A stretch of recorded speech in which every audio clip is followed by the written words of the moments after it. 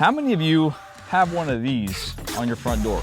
Little doorbell camera, where you have cameras around your house. That's a great first step to being prepared for your own home defense.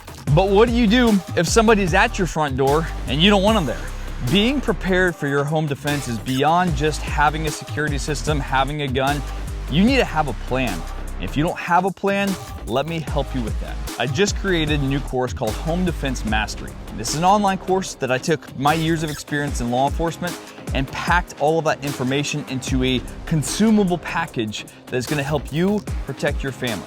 In Home Defense Mastery, we cover how to create a plan, what that plan should consist of, whether or not you have firearms in the home, how to deal with that with your children, and so much more.